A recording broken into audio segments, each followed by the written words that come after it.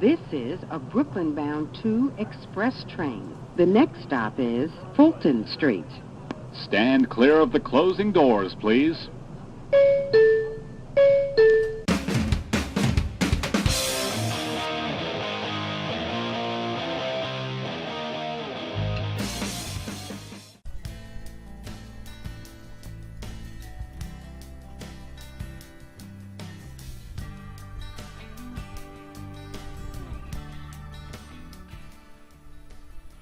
(9월 9일) 토요일 이정민 기자의 투어 팩토리. 오늘의 여행지는 러시아입니다. 러시아 상트페테르부르크. 오늘은 좀 자세히 근데 몇 군데는 좀 빠질 것 같아요. 예. 그래도 최대한 제가 알려드릴 수 있는 데까지 사진과 함께, 자, 오늘은 저 멀리 러시아 상트페테르부르크로 한번 떠나가 보시겠습니다.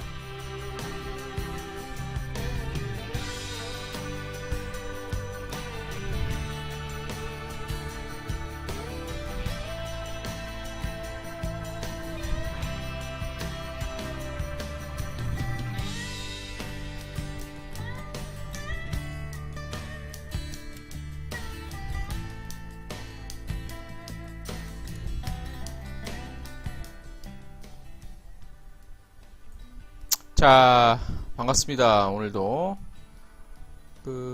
많이 채팅창에 들어와 주시고요. 예, 토요일입니다. 9월 9일. 이제 진짜 가을이 시작이 됐습니다. 가을이 시작이 되기도 했고, 이제 다음 달 요맘때면 추석 연휴, 황금 연휴, 열흘 정도 되는 연휴가 시작이 돼서 벌써부터 들뜨죠. 예, 그리고 많이 또 여행들 가실 계획들 잡으신 걸로 알고 있습니다. 자, 오늘은 오프닝 멘트에서 말씀드린 것처럼 저 멀리 러시아 상트페테르부르크입니다. 러시아 수도는 저기 아시죠? 예, 모스크바인데 예전에 이 상트페테르부르크도 수도였죠. 한때는. 예, 러시아 수도였고, 그때 수도였을 때가 아니라 언제야, 저기 러시아 혁명 이후에, 직후에는 지금은 이제 원래 지명도 상트페테르부르크였고, 지금 다시 상트페테르부르크였지만 그 중간에는 한번 레닌그라드였죠. 레닌그라드. 예. 레닌그라드는 무슨 뜻이냐면 그라드, 고로드 해서 이제 도시, 시티 뭐 이런 개념이었는데, 레닌의 도시 이런 의미죠. 한국말로 하면 그 레닌그라드였다가 그 페레스트로이카 이후에 원래 이름인 상트페테르부르크로, 예, 이름이 이제 제 자리를 찾은 거죠. 뭐 영문 이름은 뭐 세인트 피터스버그 뭐 이렇게 영문으로 읽을 때는 이렇게 읽고, 러시아 원어로 읽을 때는 상트페테르부르크라고 읽고, 보통 이제 한국에서는 최근에는 상트페테르부르크 원래 크가 아니라 그로 끝나서 상트페테르부르크라고 해야 돼요. 예. 예, 페테르 원래 페 발음이 따로 있긴 한데 왜 이렇게 페테르부르크라고 표기하는지는, 읽는지는 뭐 조금 저는 이해는 안 되는데, 아무튼 뭐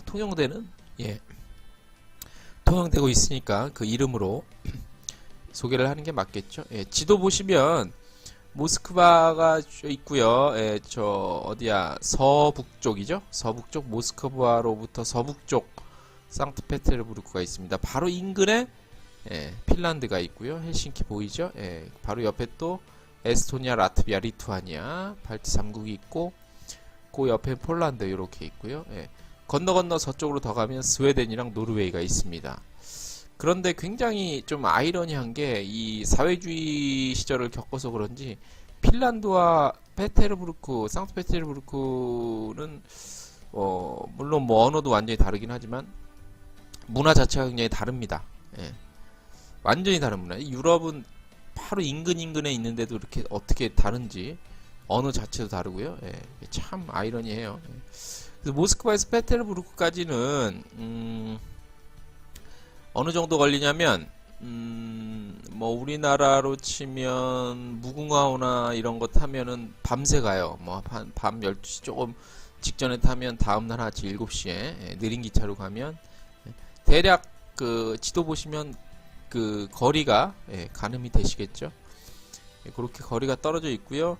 사실 한국 사람들이 러시아 여행을 하실 때 수도인 모스크바도 많이 들리지만 주로 뭐 여행 패키지 상품 같은 경우는 상트페테르부르크, 핀란드 이렇게 거쳐가는 일정이 사실 좀 많아요. 한국 사람들한테도 모스크바보다는 아무래도 상트페테르부르크가 좀 더 친숙하지요. 조금이라도. 볼거리 측면에서는 사실 모스크바보다도 조금 더 있긴 해요. 뭐 여름궁전, 겨울궁전. 겨울궁전은 제가 이따가 나중에 말씀드릴 텐데 뭐 에르메타주 박물관도 있지만 겨울궁전. 오늘 여름궁전은 소개를 안 할 거예요. 여름궁전도 굉장히 멋있는데 제가 갖고 있는 그러니까 저작권에 해당이 안 되는, 찾아서 보여드릴 수도 있는데 저작권에 안 되는 사진 제가 보유한 게 없고, 제가 예전에 살 때 거기서 찍은 사진이 있는데 그거는 뭐 인화를 해야 되는 뭐 그런 사진들이기 때문에 뭐 궁금하시면 따로 한번 찾아보시면 되겠고요. 주요 여행지는 상트페테르부르크는 주요 여행지는 여름궁전이랑 겨울궁전으로 대표되죠. 그리고 어느 도시에나 뭐 있듯이 그 도시를 가르고 있는 강이 하나 있죠. 모스크바는 모스크바 강이 있고 상트페테르부르크는 네바 강이 페테르부르크의 주요 식수원입니다. 그래서 그 네바강 같은 경우는 중간중간에 있는 다리 교각이 배가 지나가는 시간이면 밤에 열려서 굉장히 장관을 이루기도 하는 굉장히 멋있는 매력적인 여행지라고 할 수 있습니다.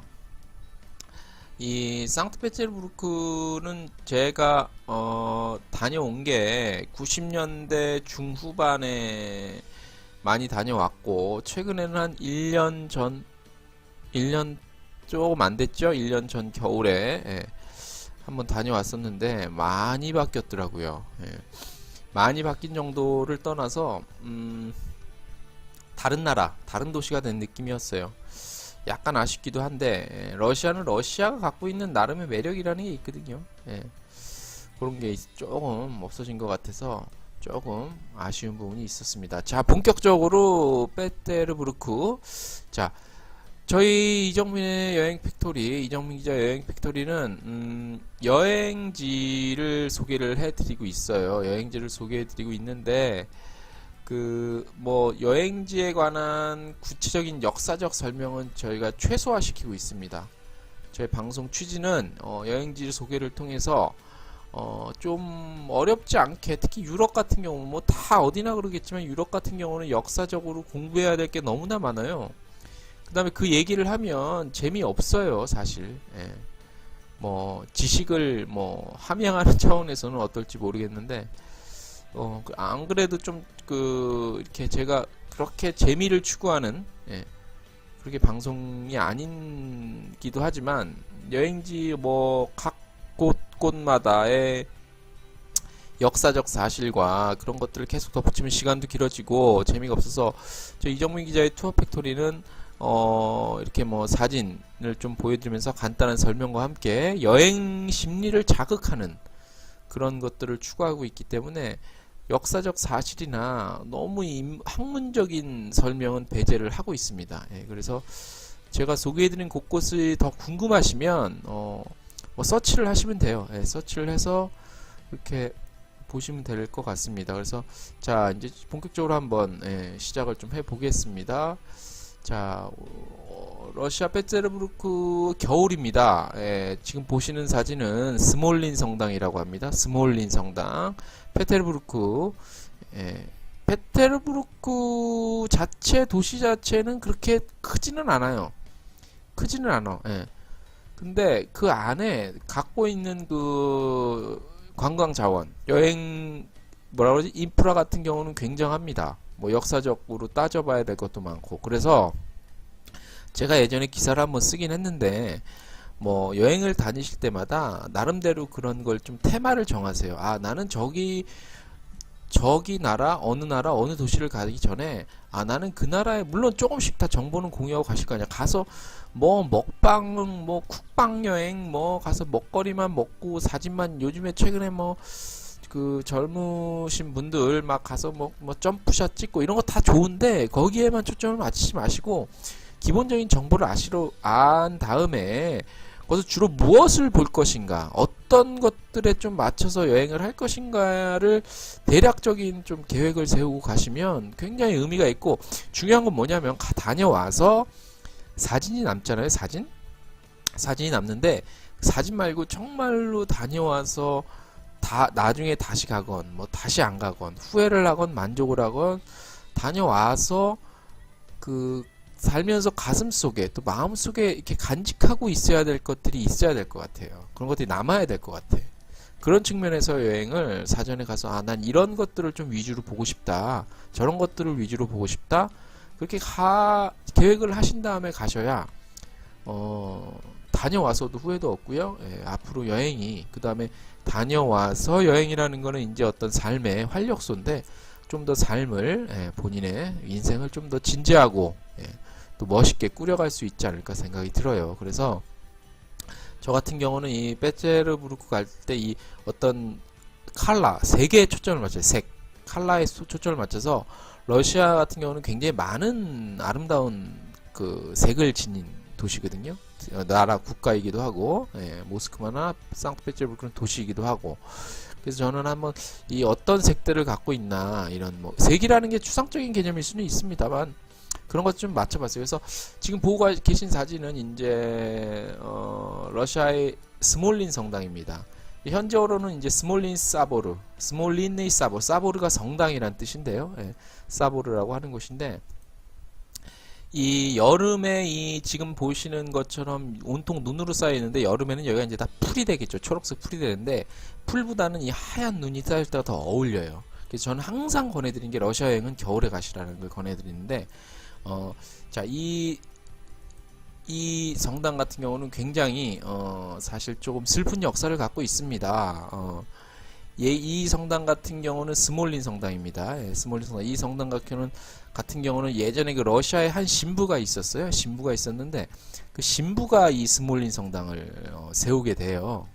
근데 이제 보시다시피 이 건물 자체가 웅장하잖아요. 그래서 이 건물을 짓는데 뭐 한두 푼 돈이 든 게 아니었어요. 굉장히 많은 돈이 들게 되겠죠. 이게 뭐 요 건물만 보셔도 아시겠지만, 그래서 내부를 잠깐 또 보여드릴게요. 내부, 요 스몰린 성당의 내부인데, 요 내부, 그래서 상당히 돈이 많이 들어서 이 신부가 빚을 내서 성당을 만들었습니다. 그래서 이 빚을 나중에 다 갚지 못하고 스스로 이제 자살을 하게 되는데, 자살을 할 때 그 유서를 하나 남깁니다. 신부가. 유서를 통해서 탕감을 좀 바라는 그런 것들을 뭐 유서에 좀 남겼고요. 그래서 이제 당시 그 에카체리나 2세가 이제 페테르부르크의 일종의 이제 그 다스리고 있었는데, 그래서 좀 뭐라 그럴까, 속된 말로 좀 재수없다, 불운의 장소라면서 이 성당에서 미사를 금지령을 내리게 됩니다. 그래서 그런 뭐 일화가 있고, 지금은 이제 공식적인 어떤 미사보다도 이 성당을 지키는 어떤 사람들이 이제 뭐 기도하면서 잠깐 성당을 지키고 있고요. 그런 슬픈 역사를 담고 있는 스몰린 사원이라는 곳이고요. 이 스몰린 사원 앞에 가면 그 아까 처음에 보신 건물 앞에 또 이렇게 커다란 종이 하나 있어요. 종 멋있죠? 이 종을 가까이서 실제로 보면, 야, 이 러시아가 대충 하는 나라가 아니라는 걸 아실 수 있을 겁니다. 앞으로 보여드릴 계속 사진에서도 보시게 될 텐데, 이 러시아가 갖고 있는 이런 것들, 뭐 건축물, 예술 작품, 이런 건축 관련한 이런 뭐 기술, 대단하다고 할 수 있죠. 스몰린 사원을 처음으로 좀 보여드렸고요. 이 스몰린 사원에서 이제 나오시게 되면 그 음악 잠깐 줄이고, 스몰린 사원에서 보시면 이제 계속 제가 보여드릴 텐데, 이거 같은 경우는 저 앞에 이제 성당이 있고, 이 성당도 제가 이따 설명을 해드릴게요. 그래서 이제 뭐 길거리에 한겨울이었습니다. 길거리에 이렇게 다니는 뭐 학생들도 있고 저기 뭐 소풍 나온 학생 같은데 현장 학습 비슷한 거 나온 학생들이 이렇게 사진이 시내 페테르부르크의 그 시내 사진을 보고 계십니다. 그다음에 예전에는 이런 게 없었어요. 이제 뭐 우리나라만 그런 게 아니라 전 세계적으로 커피를 굉장히 많이 마시나 봐. 예전에는 이 정도까지는 아니었는데 이렇게 스트리트 빈이라고 이렇게 해서 키오스크, 이 커피컵 형태 키오스크 커피에서 아메리카노 같은 걸 팔더라고요. 이런 것들이 좀 많이 보이더라고요. 빼째로 예전에 이런 거 뭐 상상도 할 수 없었죠. 이런 것들이 있어서 추운 겨울날 여행을 하시게 되면 이렇게 따뜻한 커피도 한잔 하시면서 재미있는 러시아 여행이 시작이 되겠습니다. 자, 슬슬 이제 본격적으로 제대로 된 그림들이 나오기 시작합니다. 자, 보이시는 건물이 저기 왼쪽에 보이는 어마어마하게 웅장한 건물 이름은 이삭 성당입니다. 원래는 이제 한국 사람들 같은 이삭 성당 이렇게 부르는데 이삭 키옙스키 사보르라고 이삭 키옙스키 성당, 이삭 성당이라고 하고 요 앞에 기마상은 그 유명한 러시아의 니콜라이 1세의 기마상입니다. 자, 그 흑빛 러시아의 겨울은 하얀색 화이트 빛이기도 하지만 이런 엄청난 어마어마한 건물들은 흑빛입니다. 흑빛. 이 흑빛을 제대로 간직하고 있는 게 이 성 이삭 키옙스키 사보르 이삭 성당입니다. 이 건물 같은 경우는 상트페테르부르크의 자존심이라고 할 수 있죠. 또한 얼굴이라고도 할 수 있는 대표적인 곳입니다. 여행자들은 반드시 한 번씩 들어가는 그런 이삭 성당이고요. 뭐 굳이 표현하자면 이삭 성당은 페테르부르크의 아버지라고 표현할 수 있어요. 제가 마음대로 짓는 겁니다. 그다음에 에르메타주 박물관은 어머니라고 표현할 수 있을 정도로 가장 대표적인 왜 이런 표현이 들어가냐면 건물에서 느껴지는 그런 느낌이라는 게 있어요. 그런 느낌을 바탕으로 했을 때 이런 느낌을 받으실 수 있습니다. 자, 멋있죠? 자, 니콜라이 1세 기마상 요 앞에서 사진 한 장 스팟입니다. 포인트 주요 사진 찍으실 수 있는 포인트고, 자, 요거 이삭 키옙스키 성당 내부도 제가 이제 바로바로 보여드릴게요. 잠깐 설명해 드릴게요. 뾰트르 대제라는 러시아 대제가 있었습니다. 이거는 따로 설명을 안 드릴게요. 뾰트르 대제를 기리기 위한 건축물입니다. 이 러시아 같은 경우는요, 프랑스에 굉장한 문화적 또 예술적인 자격지심 같은 게 좀 있어요. 그 우리가 일본, 그러니까 그게 꼭 자격지심이라고 하긴 조금 뭐한데 우리가 일본에 있어서 미워하기도 하고 좋아하기도 하지만 약간의 그런 것들이 있잖아요. 그런 우리보다 좀 아무래도 잘 사니까. 근데 이 러시아가 프랑스에 갖는 특히 문화 쪽이랑 예술 쪽에 있어서는 부러워하기도 하면서도 질시를 하면서도 그런 자격지심 같은 게 좀 있어요. 지금도 마찬가지고요. 그런 것들을 이제 프랑스랑 또 다른 어떤 그 기술, 그 다음에 느낌의 차이지만 또 건축 예술물에는 이제 이런 것들이 이제 굉장히 많이 담겨져 있죠. 이삭 성당 같은 경우는 프랑스인이 지었어요. 그래서 프랑스인 몽페랑이라는 건축가에 의해서 지어졌는데 사실 긴 설명이 필요 없습니다. 이 외관은 엄청나게 거대하고 내관 안으로 들어가면 화려함은 어떤 여행의 필수 코스죠. 그래서 그 안의 내부 모습을 자 보여드리겠습니다. 내부 모습 내부 모습 보시기 전에 제가 사진을 좀 순서대로 준비했거든요. 자, 이거 같은 경우는 성 이삭 성당 거의 정상에 올라갈 수 있습니다. 올라가서 그 페테르부르크의 시내를 한눈에 본 거를 제가 한번 담아봤고요. 이날 바람이 굉장히 많이 불어서 아주 쉽지 않은 촬영이었죠. 자, 이제 내부 모습이 슬슬 나오기 시작하네요. 자, 이 안에는 이제 성화들이죠. 주로 성화들. 러시아는 이제 종교가 러시아 정교회가 있는데 그 정교회와 직간접적으로 관련이 다 돼 있는 이런 성화들이 사진이 제가 이 사진 말고 내부 사진이 많은데요. 그냥 느낌만 보시라고 제가 이 사진을 준비했어요. 뭐 더 이상의 어떤 뭐 말이 필요 없을 정도의 그 규모도 굉장히 그 크고 굵직굵직하지만 거기서만 멈추는 게 아닙니다. 예, 굉장히 그 디테일한 면인 게 엄청나죠. 예. 자, 그래서 이렇게 내부 모습을 제가 조금 보여드리고, 자, 이정민 기자의 투어 팩토리, 자, 이삭성당의 쌍들리제, 예, 멋있죠? 예, 뒤에 성화 보시고, 이런 느낌이라는 거, 예, 쌍들리제와 벽화들, 예, 사진이 엄청 많은데 언제 다 보여드려요, 그죠? 예, 느낌만, 예, 제가 좀 말씀을 드리고 있습니다. 예, 성 이삭성당을, 예, 아까 스몰린 사원에 이어서, 자, 보여드리고 있고요. 자, 요것 또한 러시아의 대표적인 건축 양식이죠. 모스크바 가면 이거보다도 더 잘 알려진 그 저희가 있죠. 예, 비슷비슷하게 생겼지. 예, 요거는 이제 또 러시아의 또 다른 요거를 좀 설명을 드릴게요. 자, 요거 같은 경우는 러시아를 대표할 만한 건축물 중 하나죠. 오로지 러시아에서만 볼 수 있는 유일한 건축물입니다. 예. 모스크바 가셔도 비슷한, 예. 이거랑 얼뜻 보면 비슷한데 달라요. 완전히 다른 작품이 되는 거지. 자, 그래서 요 지금 러시아 상트페테르부르크의 자, 건축물을 보고 계시고, 자, 지금 보고 계시는 게 저 뒤에 보고 계시는 거 있죠? 이게 이른바 이제 한국말로 하면 피해 성당이라고 합니다. 피해 성당. 뭐 더 구체적으로 표현하면 이제 뭐 구세주 보혈 성당이라고도 불리는데, 이 성당 같은 경우도 잠깐 설명을 할게요. 예, 러시아 비잔티움 양식을 대표하는 건축물입니다. 비잔티움 양식. 예, 1907년에 완공이 됐고요. 세계에서 가장 넓은 모자이크 장식으로 돼 있고, 그 세계 어디에서도 볼 수 없는 독특한 양식이죠. 예. 그 비슷한 거는 이제 또 저기 모스크바에 가시면 많이 보셨을 거예요. 예. 요 지금 보시고 있는 거 피해 성당을 보고 계십니다. 페테르부르크에. 예. 여기 지금 밑에 지금 강인데 이 강줄기가 이렇게 들어온 건데 지금 너무 추워서 얼었어요.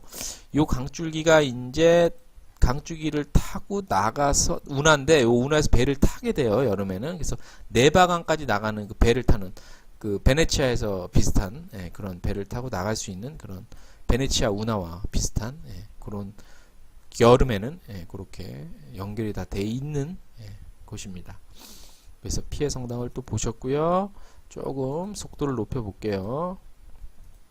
자, 추워도 페테르부르크 특히 러시아 여행은 추워도 나름대로 굉장히 낭만이 있어요. 그리고 그 추운 나라이기 때문에 실내에 그 난방 시설이 굉장히 잘 되어 있습니다. 실내 들어가면 반팔 입고 있을 정도로, 반팔만 입고 있어도 될 정도로 굉장히 잘 되어 있다라는 걸 말씀을 드리고, 자, 그래서 지금 요 보고 계신 멋있죠? 예전에는 안 그랬었는데 요즘 이렇게 멋있게 또 바뀌었더라고.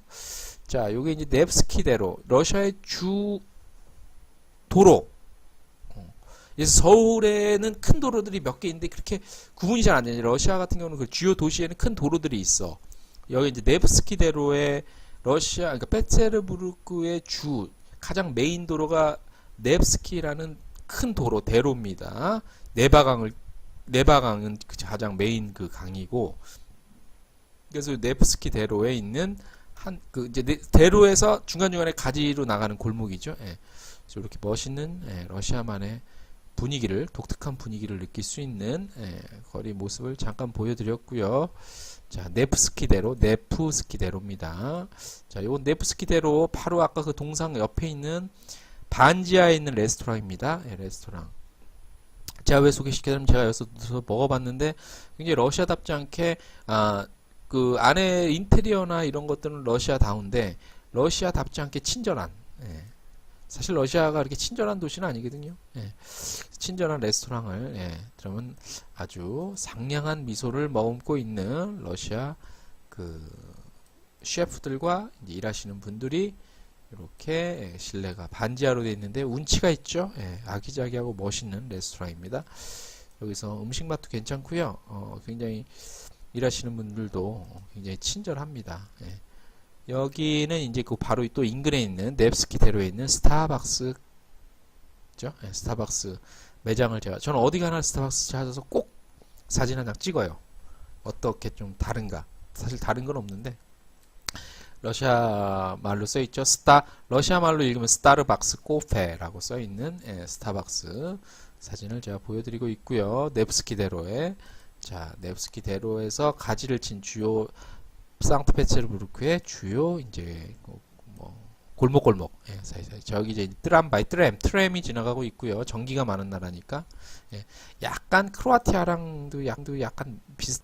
이 길거리 보시면 아시겠지만 겨울에는 눈이 쌓였다, 녹았다 쌓였다 해서 겨울에는 굉장히 질퍽질퍽해요. 그래서 신발이 아무리 센 신발이라도 겨울 한철 지나고 나면 막 그 눈 녹이는 그 있죠, 저거 염화칼슘 때문에 그 신발이 금방 상해. 자, 이건 아까 스타벅스 앞에서 누군가를 기다리고 있는 한 여인의 사진을 제가 한번 찍어봤습니다. 금발의 미녀죠, 러시아 미녀. 어딘가 통화를 하고 있습니다. 자, 이렇게 보셨고요. 아까 그 식당, 제가 좀 빨리 갈게요. 이렇게 해서 보시고 계시고, 자, 이제 본격적으로 또 다른 명소로 한번 가보겠습니다. 이곳은 명소는 아닙니다. 명소로 가는 그 바로 길목 앞에 있는 한 카페인데, 자, 이제 여기가 또 대단한 엄청난 것들을 갖고 있는 페체르부르크의 또 다른 여기를 가시려면 페체르부르크에서 차로 이동을 한 1시간 남짓 좀 안 되게 이동을 하셔야 되는 곳입니다. 페체르부르크 다운타운 안에 있는 곳은 아니고 자, 왜 이렇게 어마어마한 곳인지 자, 이곳은 황금색으로 온통 이루어진 곳입니다. 자, 여기는 주요 페체르부르크 여행의 주요 포인트인 자, 에카제리나 궁전입니다. 18세기에 별장으로 사용됐죠. 러시아 황제들이 별장으로 사용했던 곳이고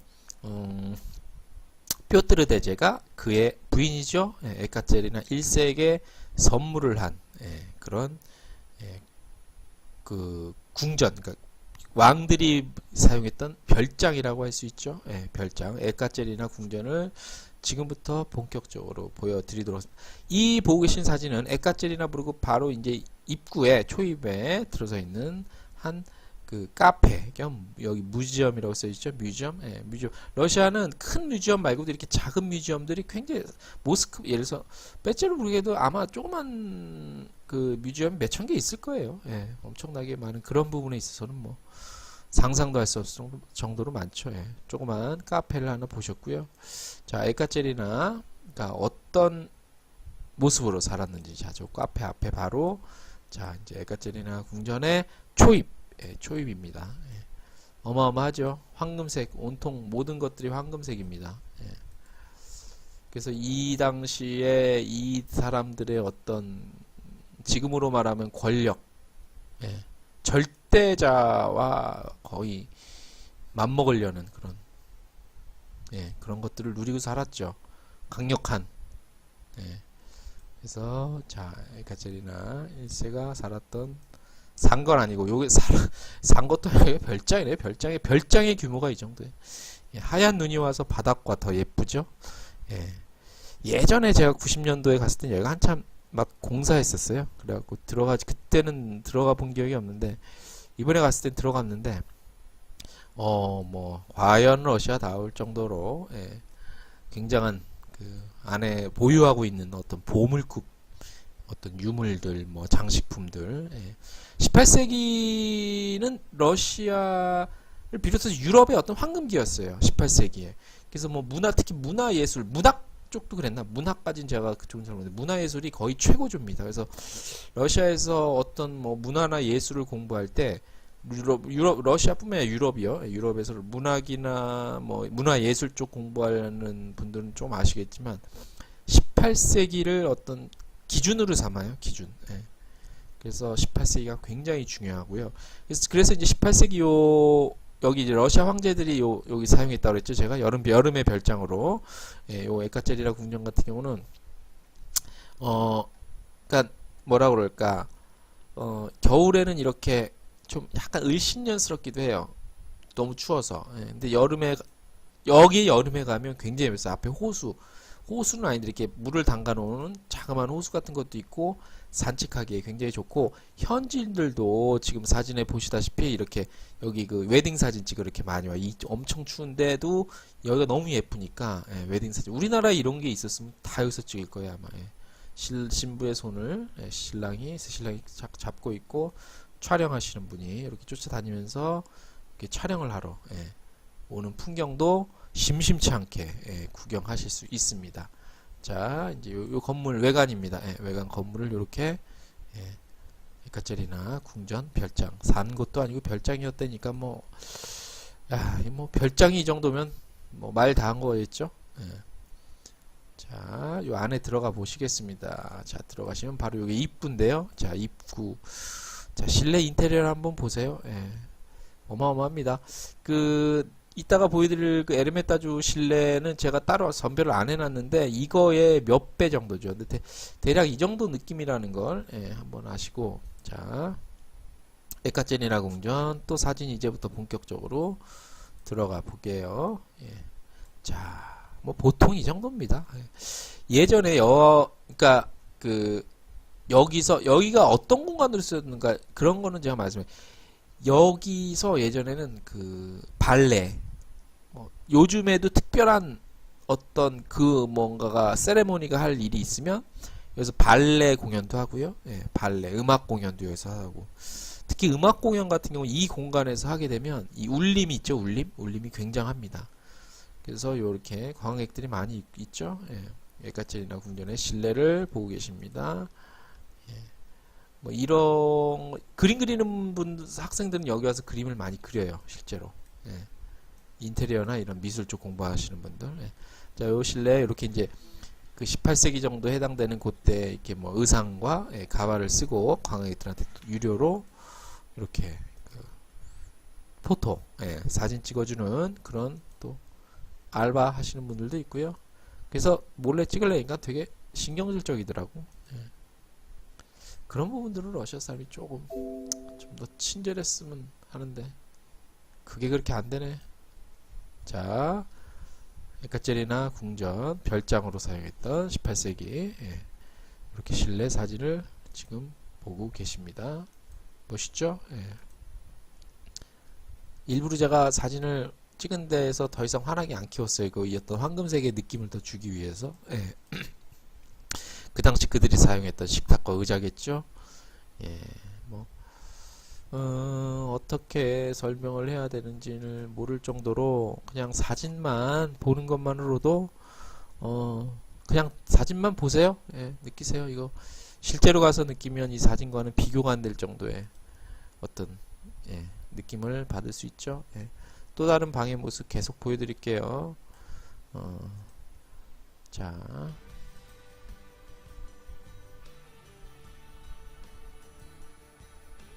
색깔이 굉장히 예쁘죠? 뭐 굉장히 다양합니다. 색깔도 그렇고. 그래서 그림이나 미술 공부하려면 여기서 해도 절대 후회하지 않을 정도로 배울 게 많은 곳입니다. 이 각각의 색을 쓴 걸 보세요.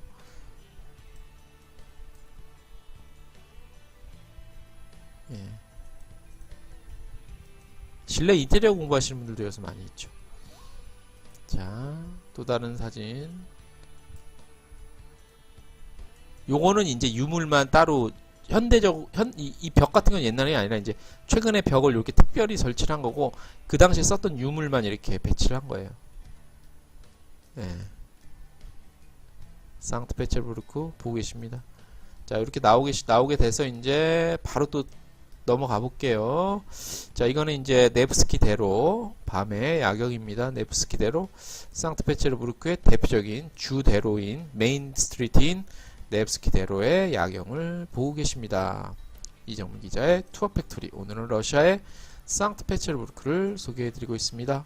굉장히 분주하죠. 출퇴근 시간이라 화려하고, 지금도 그렇지만 예전에도 그런 말이 있었어요. 여기 지금 자동차만 치우면, 네브스키 대로에서 자동차랑 신호등만 치우면 200년 전 영화 배경으로 찍어도 전혀 손색이 없다고 할 정도로 간판이랑 이런 것들만 좀 가리고 예, 하면 그 정도로 아직까지 이런 예, 뭐 독일의 유럽의 주요 도시의 야경이랑 거의 비슷하죠. 예, 거의 다 일반적. 근데 약간요. 모스크바 같은 경우는 이 주위의 건물들이 좀 높아요. 더 훨씬 이거 2배, 3배 높은데 페테르부르크가 매력적인 게 이렇게 그렇게 높은 건물이 물론 높긴 하지만 이 정도로 뭐 모스크바에 비해서는 높을 정도. 이게 지금 보면 1, 2, 3, 4층인데 한 층당 높이가 굉장히 높기 때문에 4층이긴 하지만 우리나라 그걸로 치면 아파트 높이 좀 7, 8층 정도 되는 높이인데도 아무튼 4층이었는데 모스크바는 이런 건물들이 좀 더 높아. 그게 약간 차이점이에요. 예. 좀 자, 요거는 제가 저번에 그 실수를 많이 한 블라디보스톡 소개해드릴 때 하면서 설명을 드렸는데 여기 지금 뭐라고 써있냐면 모스코브스키 바그자리라고 써있어요. 모스크바 역이란 뜻이야. 상트페테르부르크에 모스크바 역이 있는 거지. 여기서 타야지 모스크바로 향하는 거야. 자, 도착지에 역명을 쓴다고 그랬죠. 네. 그래서 상트페테르부르크에 있는 가장 큰 기차역인 모스크바 역입니다. 모스크브스키 바그자리라고 하는 예, 양을 찍어서 보여드린 거고요. 자, 음악 다 좀 줄이고 자, 출퇴근이 아니라 퇴근 시간. 예, 네브스키대로에서 퇴근하는 러시아 사람들의 일상입니다. 여전히 분주하고 어디론가 가죠. 겨울에는 해가 너무 일찍 져서 지금 찍은 게 한 5시, 6시 정도예요. 예.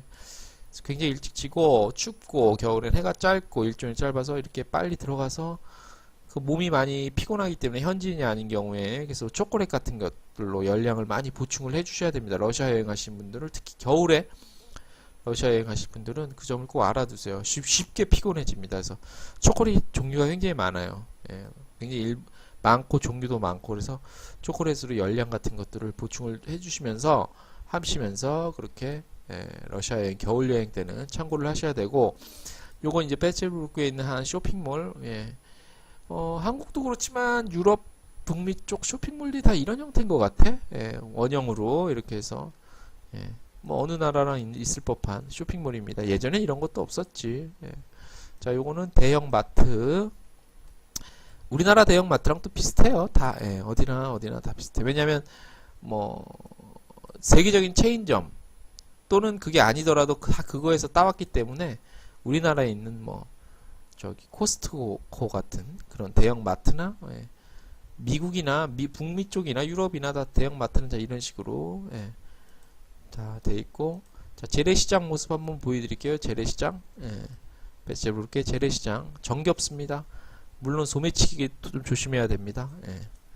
자, 제가 저기 잠시 후에 그 에르메타주 박물관 소개해 드리기 전에 이렇게 잠깐 가볍게 예.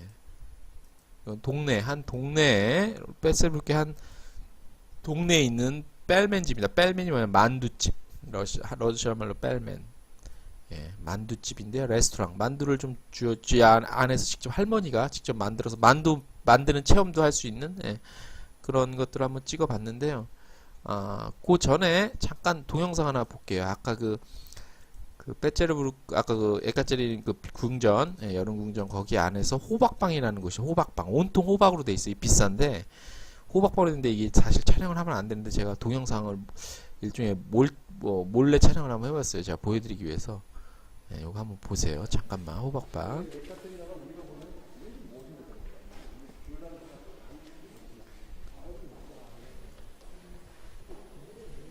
이게 벽이랑 모든 게 호박으로 돼 있어요. 호박.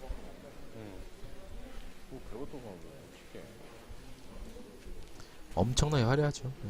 이 돈으로 치면 값어치가 따질 수 없을 정도입니다.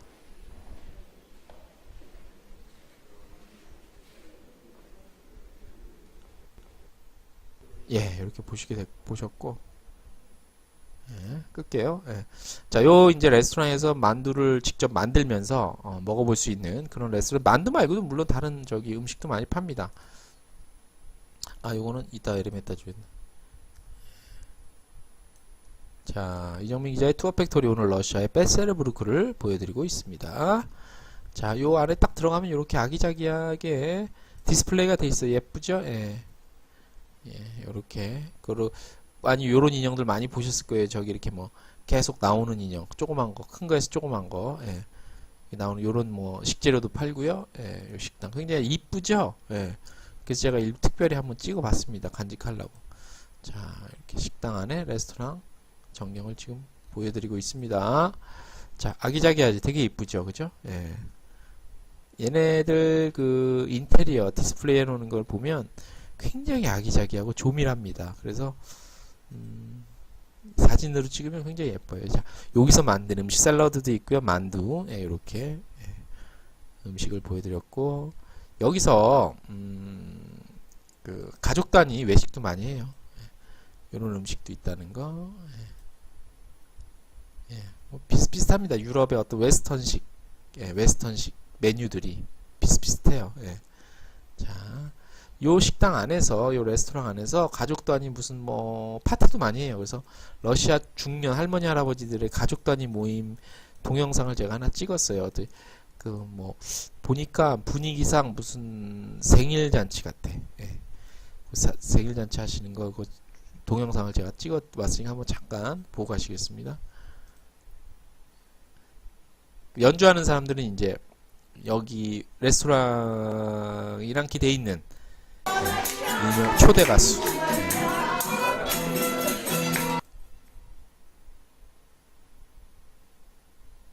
잠깐, 예, 버퍼링이 잠깐 생겨서 다시 한번 껐다가 켜볼게요. 예.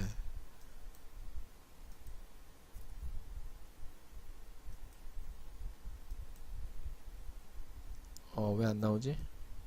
아, 그게 끝날 시점이었나? 끝날 시점이어갖고 안 나오나?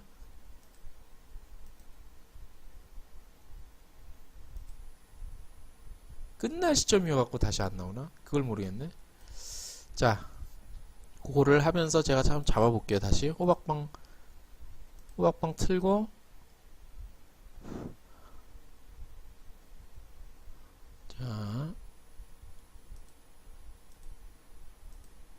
아, 이걸 보셔야 되는데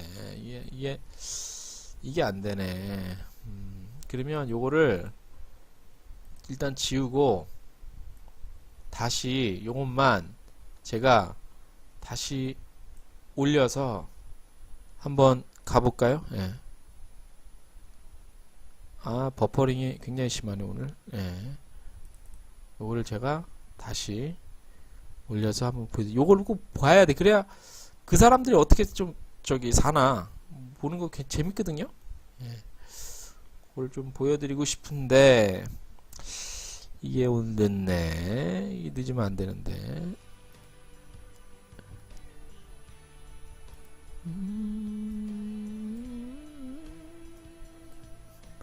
추석 여행 계획들 많이 예약들 하셨는지 모르겠네요. 너무 길어서 어디론가 한번 하루 최소한 1박 2일은 다 갈 것 같은 느낌인데. 예.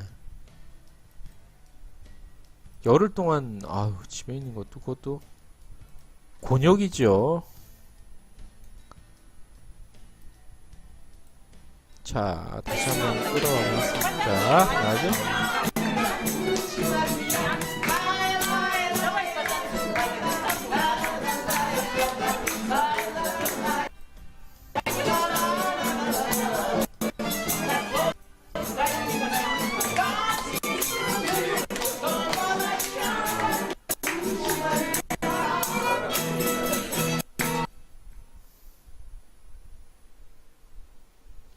아, 버퍼링이 자꾸 심하구나.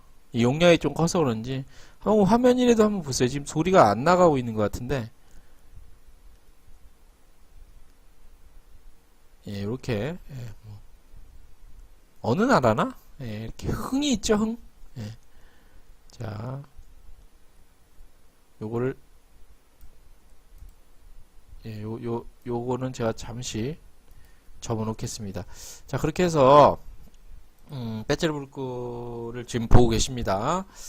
자, 이정민 기자의 투어 팩토리, 러시아의 상트페테르부르크, 페체르부르크가 아니라 베체르부르크, 예, 보고 계시고요. 자, 이제 러시아 상트페테르부르크 여행의 백미라고 할 수 있죠. 세계 3대 미술관, 박물관, 박물관, 뭐라고 그래야 되지? 예, 아무튼 여기를 다 보려면, 제대로 보려면 일주일 정도는 걸립니다. 일주일. 제대로 본다는 거지. 심층적으로 본다니 일주일도 모자랄걸? 제가 알기로. 예, 일주일도 모자라는 걸로 알고 있는데 일주일 이상 걸리고요. 그만큼 뭐 박물관에 있는 창문만 해도 몇 개니 뭐 이렇게 지금 뭐 이렇게 따지서 분석한 예전에 그런 자료도 많았는데 참고로 러시아 페체르부르크에는 여름 궁전과 겨울 궁전이 있어요. 이 에르메타주 박물관은 겨울 궁전입니다. 예, 여름 궁전은 저 교외, 그러니까 외곽에 있고, 그 페체르부르크의 에르메타주 박물관은 겨울 궁전입니다. 자, 페체르부르크 원래 조용필은 맨 나중에 나오잖아요. 예. 거길 가기 전에 여기는 한국 사람들을 잘 모르는 곳이야. 여기를 제가 본격적으로 말씀을 드리겠습니다. 여기가 어딘고 하니 뭐라 그럴까, 한국 사람들 단체로 갔을 땐 여기를 가질 않아요. 일단 잘 알려진, 예, 유명한 곳을 먼저 손님을 데리고 가야 되기 때문에 자유여행을 가야만, 예, 들어갈 수 있는 그런 곳이죠. 자, 일단 외관은 사실 뭐 그냥 길거리에 있는, 예, 러시아야 뭐 그냥 뭐 건물 같아요. 사실 요 건물 자체로만 봤을 때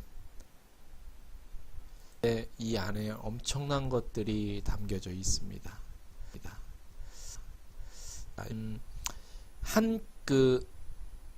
그러니까 나라게 아니라 한 개인 겁니다. 일종의 박물관이기도 하고요. 예, 박물관이기도 한데, 자, 이곳에는 엄청난 또 보물들이, 예, 숨겨져 있습니다. 자, 일단 외관 별거 없죠? 예, 외관 별거 없는데 지금부터 보여드릴 사진은, 물론 이것도 제가 사진을 다는 못 보여드리고 몇 개만 보여드릴 텐데, 특히나 그런 뭐 공예? 공예라고 해야 되는지 모르겠는데 그런 것들을 좀, 예, 뭐 그런 사업을 하시거나 일을 하시거나 공부를 하시는 분들은 사진, 여기는 반드시 한번 잠깐만요. 돈을 빨리, 자, 일단 빌려서 소장품 가셔야 돼. 자, 그냥 어떻게 보입니까 이게? 예. 그냥 뭐 일반 접시로 보이면 얘기할 거 없고. 자, 여기는 어디냐면 그 러시아의 그 보석의 장인이라고 했어요. 보석의 위대한 장인인 칼 파베르제라는 사람이 있어. 칼 파베르제. 예. 1885년도에 살았던 사람입니다. 금수저죠, 금수저. 예. 뭐 역사적인 얘기는 안 하고 금수저인데 그 사람이 보석의 장인이야. 예. 자, 여기가 뭐냐면 여기는 이제 주얼리 박물관이에요. 주얼리 박물관. 예, 보석 박물관인데, 이제 그 파베르제 뮤지엄, 파베르제 박물관. 예, 한국 사람들이 잘 안 알려져 있고요. 예, 여기 꼭 가야 됩니다. 그 보석을 다루는 어떤 기술적 또는 어떤 그런 가치가 훌륭도 하지만 이 보석을 보관하고 사들이고 또 이렇게 전시해서 보여준다는 거에 대한 그런 철학이, 그야말로 전해지는, 예, 그런 곳입니다. 자, 또 다른 내용들은 이제 슬슬 보시게 됩니다. 얼마나 아기자기하고 아름다운지, 예, 이게 다 금입니다. 예. 자, 보고 계시죠? 뭐 촛대도 있고 접시도 있습니다. 예. 여기 이제 뭐냐면 그 세계 보석 역사도 이 파베르제 전과 후로 나뉘어요. 예. 그리고 뭐 어떤 보석 자체 어떤 금품에 대한 그런 것보다는 이제 그 이런 세팅하고 이런 거 양상으로 변해간대. 이 파베르제 전후로 해서. 예. 그래서 이렇게 이제 그 여기가 파베르제 박물관이기도 하지만 또 뭐라고 부르냐면 달걀 박물관이라고 불려요. 근데 너무 참 그렇잖아요. 값어치 떨어져 보이잖아. 왜 달걀 박물관이냐면 이런 것들이 달걀 모양으로 생겼다 그래서 달걀 박물관이라고도 한다고 하는데 그건 좀 아닌 것 같아요. 예. 여기 들어가면 이제 세상에서 볼 수 없었던 5만 가지 색깔은 다 볼 수 있고 특히 여성분들이 여기 꼭 가세요. 예. 평생에 어떤 상상조차 못했던 색과 어떤 디자인 그 다음에 어떤 세공 기술, 디테일이 굉장히 디테일하거든요. 그런 것들을 볼 수 있습니다. 예, 제가 말씀을 드리면서 계속 보여드릴게요. 용도는 다양해요. 이게 뭐 그냥 뭐 장식품일 수도 있고 이런 거 안에다가 뭐 넣어놓는 건데 이게 그냥 뭐 플라스틱으로 대충 만든 게 아니에요. 다 보물이에요. 예, 금으로 다 돼 있고 예, 진짜 금으로요. 예, 이런 장식품들이 계속 있는 겁니다. 이 안에 디테일이 굉장히 이게 손바닥마다 작은 거거든요. 예. 자, 이거 보시고 또 옆에다 배치를 해볼게요. 자, 이런 것들. 이거를 줌인이 안 돼서 참 아쉬운데, 자, 이런 것들이 보석입니다. 다. 1800년도에 살았던 보석왕, 보석의 장인 파베르제, 파베르제 뮤지엄에 상트페테르부르크에 있는 파베르제 뮤지엄에 있는 이 보물들을 장식해 놓은 거를 제가 지금 보여드리고 있습니다. 자, 갖고 싶죠? 예, 이건 돈으로 값어치를 따질 수 없는 것들입니다. 예, 파베르제 박물관의 일명 달걀 박물관, 계란 박물관이라고도 하는데 그런 표현은 좀 안 어울릴 정도로 굉장히 감동스러운 작품들이 많은 곳입니다. 이렇게 수백 수천 가지예요. 이렇게 정리를 해놓은 게. 자, 러시아 상트페테르부르크의 파베르제 박물관 작품들을 보고 계십니다. 다 보물입니다. 예. 그냥 대충 만든 쇳덩어리가 아닙니다. 예. 자, 이렇게 해서 파베르제 박물관을 보셨고요. 자, 지금 보고 계신 사진은 또 러시아 네브스키 대로에 있는 또 한 곳이죠. 예. 자, 러시아는 이게 아까 지금 보신 그 저기 이사키예프스키 성당이랑 비슷하죠. 예. 로마, 이태리 쪽 가도 이런 양식의 건물들이 많이 있죠. 보셨을 거예요. 예. 엄청나게 웅장하고 저거 그 당시 건축 기술로서 어떻게 했을까 할 정도의 그야말로 뭐 위대함이 묻어나는 그런 일종의 저건 건축물이 아니라 작품입니다. 작품이라고 봐야 돼요. 저거를 단순한 그냥 건축물이다, 잘 지은 건축물이다 하기에는 너무 아쉬운 곳이고, 까잔 대성당입니다. 까잔 대성당. 성당의 용도보다는 지금은 뭐 미사를 공식적으로 자주 드리거나 그렇지는 않고요. 이름만 알아두세요. 까잔 대성당 모습을 보셨고요. 이게 네프스키 대로예요. 아까 네프스키 대로에 오다 가다 보면은 많이 보실 수 있는 페테르부르크.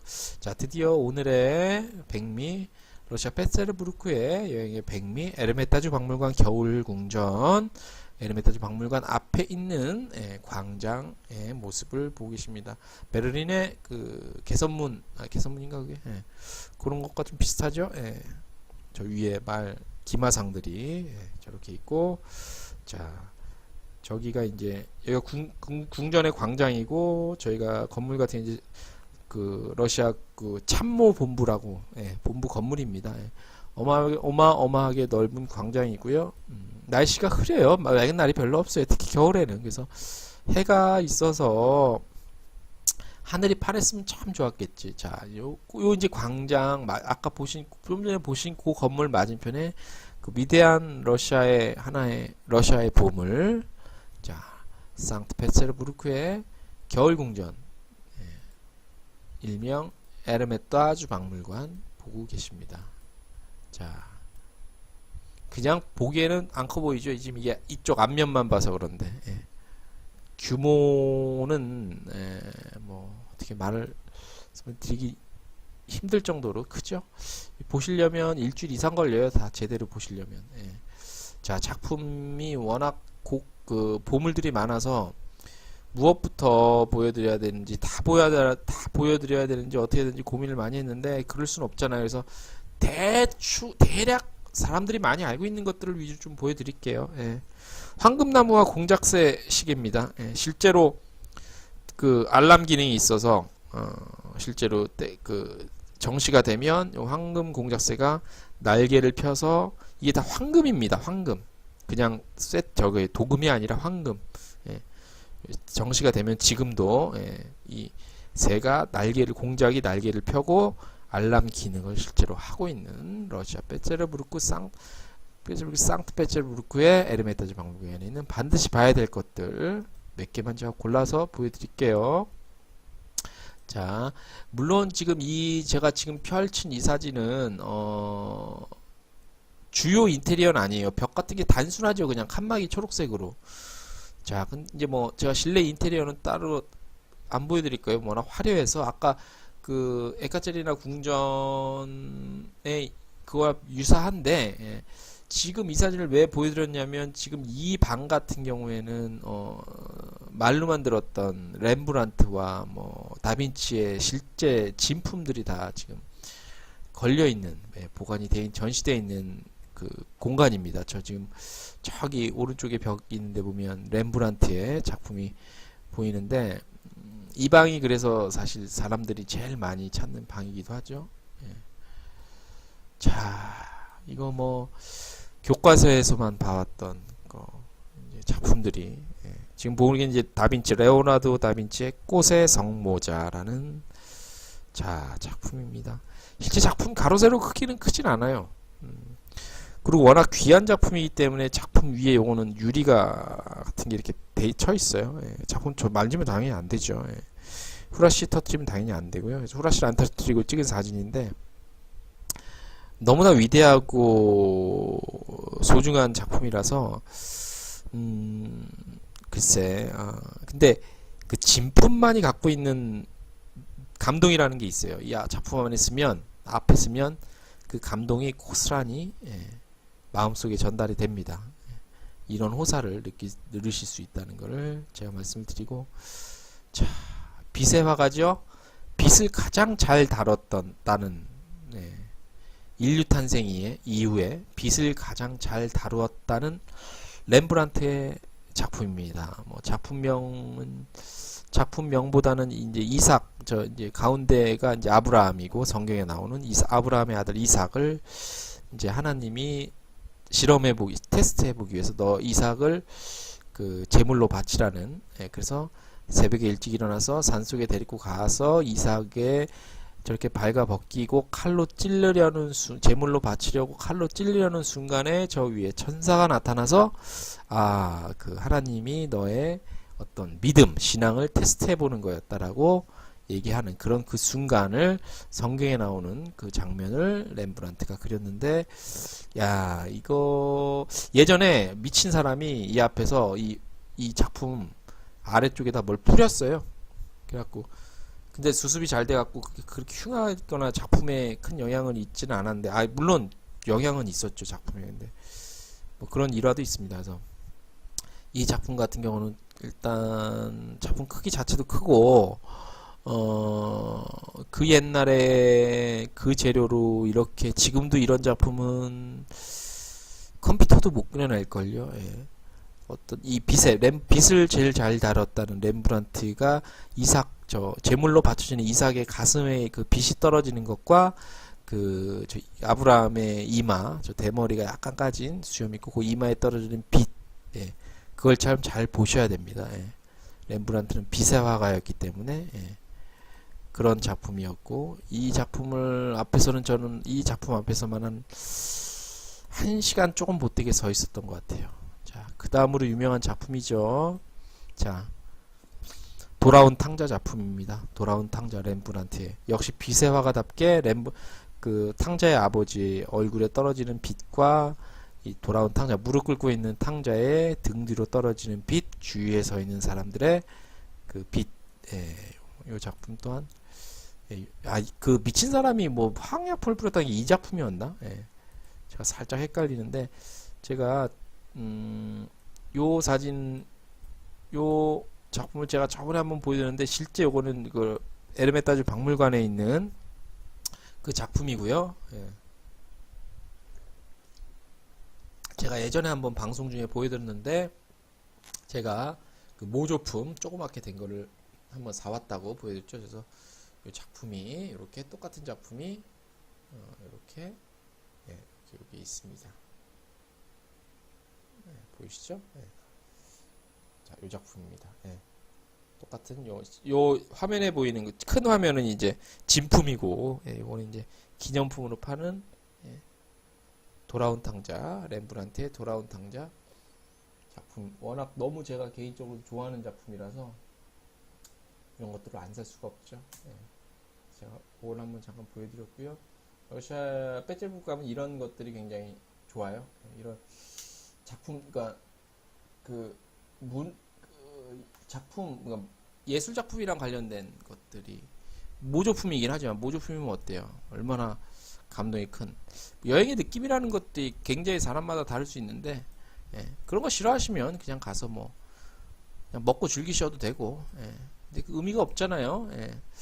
그래서 렘브란트 작품을 보고 계십니다. 에르메타주 박물관에 가시면 볼 수 있는 위대한 렘브란트의 작품이고, 자, 이제 제가 최소화시켰어요. 정말 중요한 몇 개만 골랐습니다. 자, 그 앞에 에르메타주 박물관 앞에 광장에 어떤 마차 운치 있죠? 자, 여기서 잠깐 제가 말씀을 드릴게요. 이 러시아 페테르부르크는 러시아행은 요즘엔 많이 좋아졌는데, 여행사 통해서 단체로 가지 않으시고 개별적으로 가시게 될 땐 그러니까 현지인들, 뭐 고려인도 있고 러시아 가이드도 있는 회사가 있는데 한국말이 가능한 회사가 있어요. 백야나라라는 한국 사람이 운영하는 그 곳인데, 개별적으로 가이드도 붙여주고요. 뭐 소규모 그룹 단체도 가이드를 붙여주는데 가이드들 역량이 굉장히 뛰어나요. 러시아 사람인데 한국말을 능수능란하게 해서, 러시아 현지인이니까 기존에 뭐 몰랐던 비하인드 스토리도 굉장히 역사적 사실도 많이 얘기도 들을 수 있고, 그래서 백야나라라는 그런 곳이 있습니다. 한번 검색을 해보시면 나오는데, 개별적으로 가실 때는 그렇게 가셔도 좋고요. 만약에 요 작품 아까 에레메타 정을 요것도 하나 보시고요. 제가 순서를 좀 백야나라라는 곳도 있고, 단체로 가실 때는 바이칼 투어라는 곳이 있어요. 뭐 우리가 보통 뭐 하나 투어 모두 투어만 아는데 전문적으로 지역 전문 여행사가 굉장히 많거든요. 바이칼 투어, BK 바이칼 투어, 한번 검색하시면 그렇게 해서 가시면은 그것도 좋아요. 그 전문 여행사니까 그렇게 이용하셔도, 제가 왜 말씀을 드리냐면 제가 추천을 해드리는 거예요. 뭐 유명한, 그러니까 한국 사람이 굉장히 많이 가는 곳은 그만큼 한국 분들이 많아서 뭐 많은 회사들이 있는데, 이렇게 그다지 많이 안 가는 곳 같은 경우는 전문 여행사들이 사실 굉장히 중요하거든요. 중요해서 그런 곳들을 제가 특별히 말씀을 좀 드리고 있습니다. 자, 이정민 기자의 투어 팩토리, 오늘은 러시아 상트페테르부르크를 좀 소개해 드리고 있습니다. 이 상트페테르부르크를 제대로 소개해 드리려면 한 2, 3회 가야 돼요. 근데 또 한 나라 갖고 2, 3회 가는 것도 조금 지루할 것 같아요. 뭐 소개해 드릴 곳이 안 그래도, 소개할 나라들이 안 그래도 많은데 그거를 뭐 또 다 그렇게 소개한다는 것도 좀 그렇고, 그래서 뭐 제가 말씀드리다시피 그 여행을 욕구를 자극시켜 드리기 위한 방송이니까 이렇게 오늘도 이렇게 맛배기 정도만 제가 보내드렸습니다. 그래서 러시아 상트페테르부르크 보고 계시고요. 러시아 여행에 있어서 몇 가지 주의사항을 좀 알려드릴게요. 러시아 여행은 지금은 많이 안전해졌어요. 예전에는 조금 안전은 우려가 됐었거든요. 근데 지금은 뭐 이제 러시아도 굉장히 깨끗해지고 여러모로 합리적이 됐어. 그래서 많이 좋아하는데, 이제 그렇지만 이제 그 여행객들 사람 많이 모이는 곳은 소매치기. 소매치기가 뭐 혼자 다니는 게 아니죠. 그러니까 뭐 소매치기 좀 조심하셔야 되고, 그 다음에 예전에는 뭐 이렇게 항상 그 여권 같은 것들을 항상 지참을 했었어요. 90년대 말 2000년대 초까지. 근데 지금 그런 거는 없어진 것 같고, 그래서 뭐 아무튼 그 소매치 같은 거 좀 조심하셔야 되고, 기대 이하로, 기대 이하입니다. 친절도는 러시아 여행하는데 친절한 것 기대하시면 안 됩니다. 기대하시면 실망이 더 큽니다. 예. 그래서 그 친절한 거는 아예 기대를 접으시면 실망을 안 하십니다. 예. 그래서 기대를 하지 마시고, 그 다음에 계절적으로 권해드릴 거는 이화는 겨울요. 제가 저번에 그 시베리아 횡단열차 잠깐 그 소개해드리면서 그 겨울 여행, 그러니까 러시아는 이왕이면 가실 거면 겨울에 가시라고 추천을 드렸는데, 러시아 겨울 춥다고 생각하시잖아요. 캐나다의 추운 지역에 비하면 추위도 아니에요. 캐나다는 뭐 한참 추울 땐 20-30도는 보통이라고 그러는데, 그래도 페테르부르크 러시아는 20-30도까지는 아니야. 예. 그리고 겨울이, 우리나라는 습기가 있어서 겨울이 추워요. 바람도 있고. 근데 러시아는 건조한 나라예요. 그래서 같은 추위래도 더 기온은 더 떨어져도 건조하고 바람이 그렇게 한국만큼 막 그렇게 있지 않기 때문에 실제로 느끼는 어떤 체감 온도는 한국보다는 좀 덜 춥다고 할 수 있어요. 그리고 물론 그건 개인적인 제 의견입니다. 생각인데, 그래서 그렇지만 겨울에 여행하실 때는 항상 뭐 따뜻하게 입으셔야 되고, 여름에 여행하실 때도 건조해서 습기가 없어서 그늘에 가면 좀 시원해요. 그리고 한국처럼 막 너무 더워 막 이 정도는 아니에요. 한국은 공기 자체가 덥잖아. 러시아는 건조한 나라라서 그런 건 없다는 거 알아두시면 되고, 제가 지금 아까 말씀드린 것처럼 이전 특수한 지역, 그러니까 뭐 지금은 특수한 지역이라고 하기도 좀 그런데 이제 많이들 가셔서 특수한 지역, 그래도 아직까지는 한국 사람들한테 아직까지는 평범한 지역은 아니야. 그쵸? 그건 인정하실 거예요. 예. 제가 아까 말씀드린 거, 자, 여기는 꼭 제가 좀 알려드리고 싶어요. 너무 잘하는 곳이라 전문 여행사 이쪽에. 이렇게 하나랑 또 하나 여행사 하나 소개시켜 드릴게요. 자, 여행사 두 개, 여행사 두 개, 하나는 전문 여행사. 자, 밑에 자막 나가고 있습니다.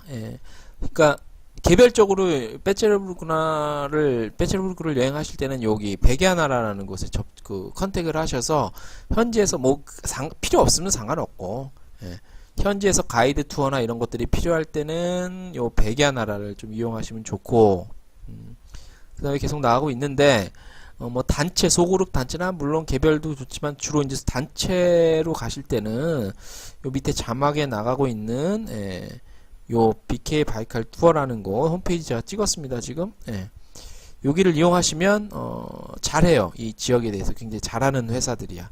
그래서 특별히 제가 못하면 말씀을 안 드리는데 특별히 잘하는 곳이기 때문에 소개를 특별하게 한번 소개를 해봤습니다. 자, 이쯤에서 한번 바꿔볼게요. 다시 자막. 그렇게 해서 다녀오시면 되고, 모스크바랑 같이 해서 다녀오셔도 돼요.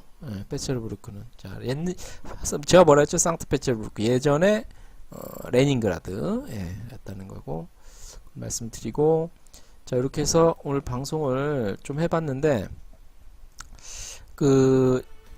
제가 말씀드리는 게 뭐 어떻게 보면 수박 겉핥기일 수도 있는데, 최대한 학문적이나 역사적 이런 것들은 좀 최소화시켜. 그러니까 여기가 뭐 하는 곳이고 그냥 뭐 했다라는 정도, 그 정도만 알려드리고 사진 좀 보여드리면서 더 자세한 내용은 제가 방송한 거를 바탕으로 해서 인터넷에 서치를 하시고 뭐 어떤 식으로든 뭐 온라인이 잘 돼 있으니까 그래서 그렇게 하시면은 충분히 사전 준비는 가능할 것 같고요. 그리고 이거 말고도 뭐 이쪽 지역 전문가들이나 뭐 해서 가이드북 같은 것도 많이 나왔잖아요. 가이드북. 그런 것들 하면 굉장히 디테일한 정보들이 숨어져 있어요. 그런 걸 참고를 하시면 되고, 러시아 페체르부르크의 모습은 대략 이렇다. 분위기는 이렇다라는 걸 이정민 기자의 투어 팩토리에서는 그런 부분들을 집중적으로 좀 알려드리고 있습니다. 그래서 항공편은 아에로플로트라는 러시아 국영항공사가 뜨고 있고요. 인천에서. 대한항공도 페체르는 그 시즌별로 뜨나 그럴 거예요 아마. 그리고 뭐 개별적으로 가실 때는 피네어 타시고 피네어 타서 핀란드 헬싱키에 가서 바로 옆이니까 핀란드 돌아보시고 상트페테르 돌아보시고, 거기서 러시아를 더 여행하고 싶다면은 동쪽으로 가서 모스크바까지 기차 타고, 저는 기차를 추천합니다. 기차 타고 여행하시고 다시 페테르부르크 가서 핀란드로 빠져는 그런 코스도 추천해 드릴 만한 코스입니다. 그 외에 뭐 여행 팁은 뭐 다른 자료들, 가이드북 같은 거 굉장히 많이 있고요. 요즘에 러시아 쪽도 많이 가서 예전보다는 굉장히 많은 정보도 나와 있고요. 편의시설도 있고요. 또 한 가지 화장실은 아직까지 길거리 화장실은 돈을 뭐 작은 돈이지만 유럽 대부분 그렇죠. 유료라는 거. 그 다음에 그런 곳의 화장실은 그 좌변기, 대변 볼 수 있는 좌변기에 깔판이 없다라는 거. 요즘엔 조금 있긴 한데 그래도 없는 곳이 많고요. 여성분들 특히 그런 것들 좀 참고를 하시면 될 것 같고요. 특히 유럽 중에서도 요 러시아가 그런 것들이 심해요. 뭐 호텔이나 이런 곳은 안 그러는데 그런 것들 해서 뭐 그런 생리적 현상에 대한 미리미리 좀 준비를 하시면 러시아 여행 같은 것들 좀 더 편하고 안전하게 하실 수 있을 것 같습니다. 자, 이렇게 해서 9월 9일 토요일 이정민 기자의 투어 팩토리, 오늘은 러시아 제2의 도시 상트페테르부르크, 예전에는 레닌그라드라고도 한 곳이었죠. 지금 푸친 대통령의 고향이기도 합니다. 미술대학교도 많고요. 음악대학교도 유명한 곳 많고요. 그래서 유학생들도 많고요.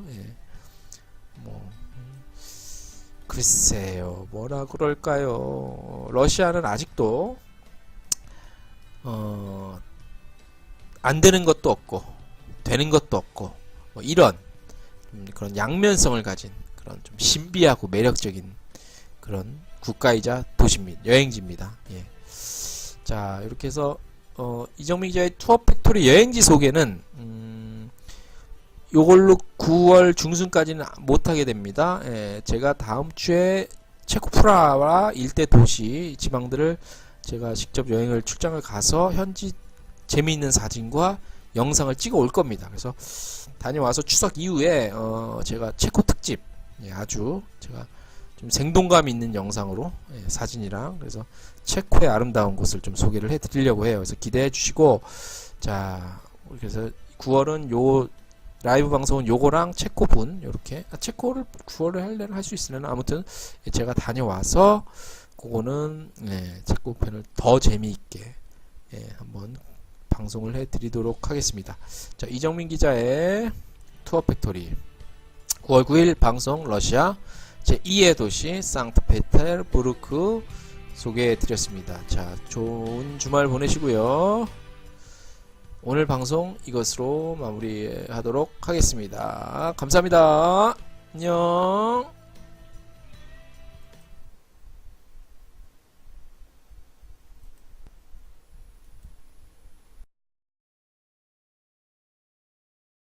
Very, very good.